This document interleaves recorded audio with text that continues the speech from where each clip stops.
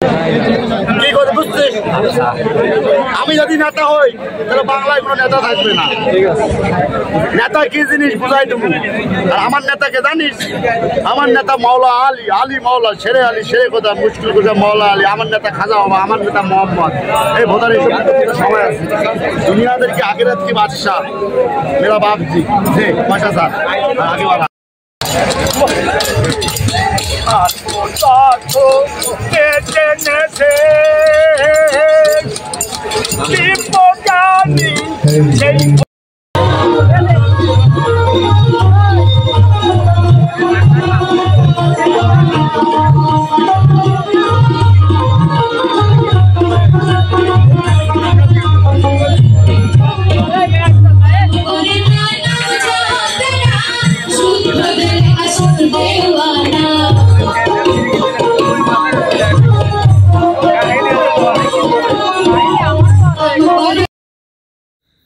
যে যেখান থেকে আমার এই ভিডিওটি দেখছেন সবাইকে জানাই সালাম ও আন্তরিক শুভেচ্ছা। তাহলে বন্ধুরা দেখতেই পাচ্ছেন 135তম লালন শাহের তিরোধান দিবস। ভিডিওটি পুরো দেখতে থাকুন, সম্ভব হলে ভিডিওটি শেয়ার করে দিন।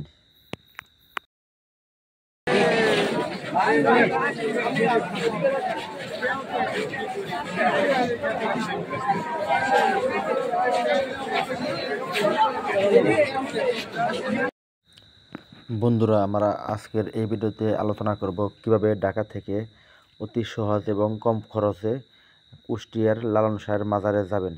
তাহলে সঙ্গেই থাকুন। প্রথমে ঢাকা সায়দাবাদ বা গাবতলী থেকে সেলফি বাসে করে আপনারা পাটুরিয়া যেতে পারেন। যদি গাবতলী থেকে যান সেক্ষেত্রে ভাড়া পড়বে 120 টাকা পাটুরিয়া পর্যন্ত। তারপরে ফেরিতে করে 30 টাকা ভাড়া দিয়ে দৌলতদিয়া ঘাট চলে যাবেন।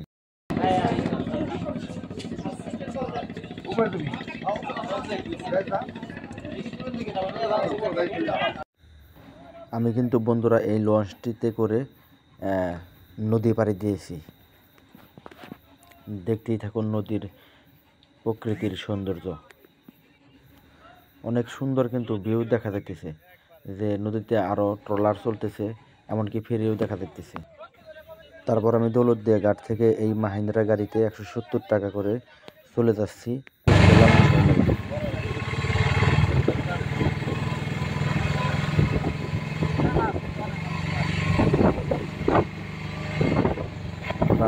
রাস্তার দুপাশে দেখতে কিন্তু অনেক সৌন্দর্যমণ্ডিত একটা দৃশ্য।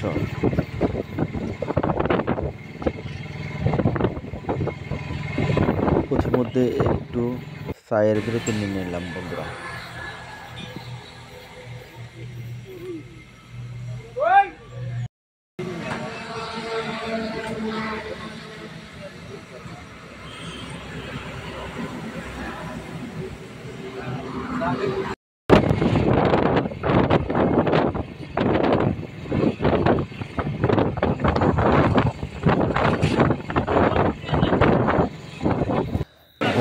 আমাদের অটোতে চলে এসেছে লালন শাহের মাজারে। এখানে দেখতে পাচ্ছেন সবাই সারি বেঁধে ছুটছে সম্রাট লালন শাহর কবর দেখতে। আর তার পাশে বসে আছেন তার সাধু বাবা। দেখতে পাচ্ছেন অনেকে বিমানঘর।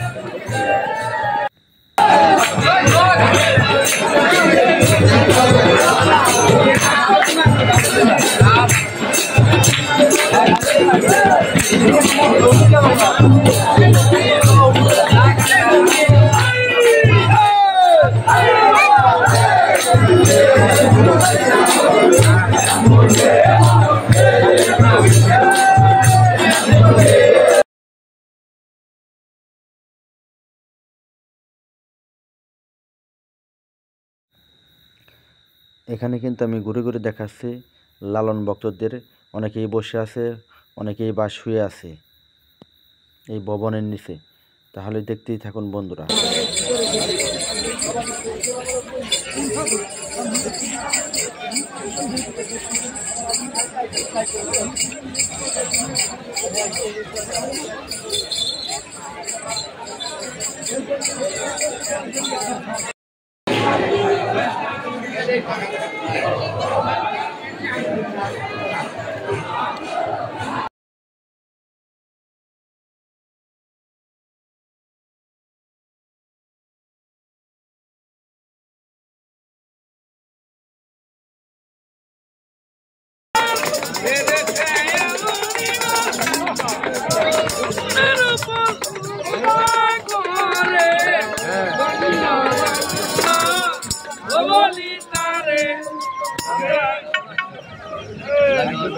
আমরা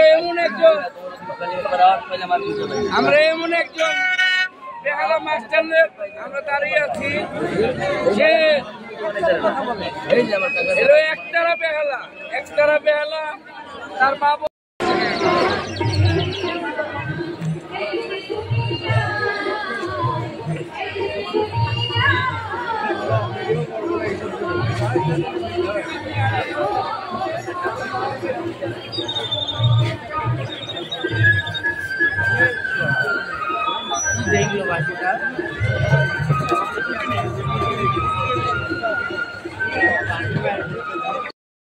লালন শাহ মেলার আরেকটি বিশেষ আকর্ষণ হলো এই মেলায় কিন্তু এই চারা বীজগুলো কিন্তু পাওয়া যায়। দেখতেই পাচ্ছেন এখানে যে চারা বীজ আছে, এই স্টলটাতে বিভিন্ন আর কি বীজ পাওয়া যায়।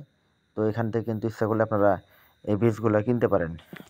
আসসালামু আলাইকুম গুরু, কেমন আছেন? আপনি কি তাহলে এভাবে কি সারা বছর খেলা করে থাকেন? আপনি কি লালন সাহেবের ভক্ত? আপনার নাম কি গুরু? আপনি সারা বছরই কি এখানে থাকেন? সারা বছরই? ও, আপনার বাড়ি কোথায়?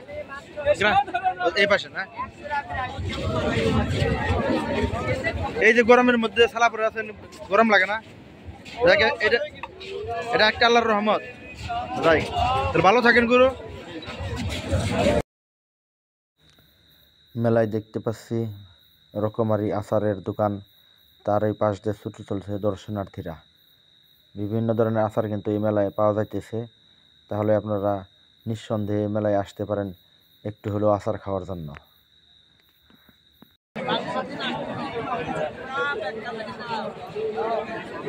মানুষ, ওরাও মানুষ, সবাই মানুষ, কিন্তু মানুষের পার্থক্য আছে।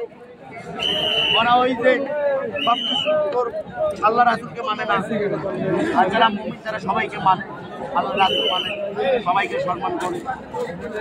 ইহুদিদের মধ্যে যে খারাপ মানুষ ভালো মানুষ আছে নাই এমন কোনো কথা না, ইহুদির মধ্যেও সত্যবাদী আছে, না হলে ইহুদিরাও ধ্বংস হয়ে যাবে।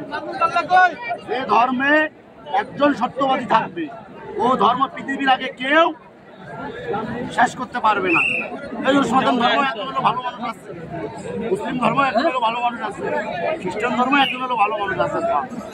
এই যে হচ্ছে আধ্যাত্মিক তুই অত বুঝবি না,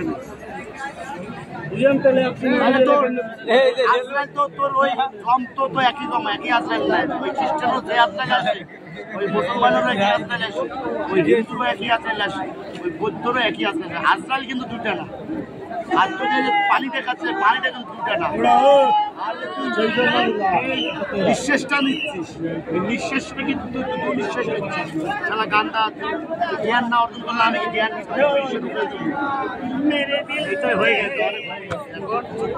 জয় গুরু লালন সাজির জয় হোক, ভগবানের জয় হোক।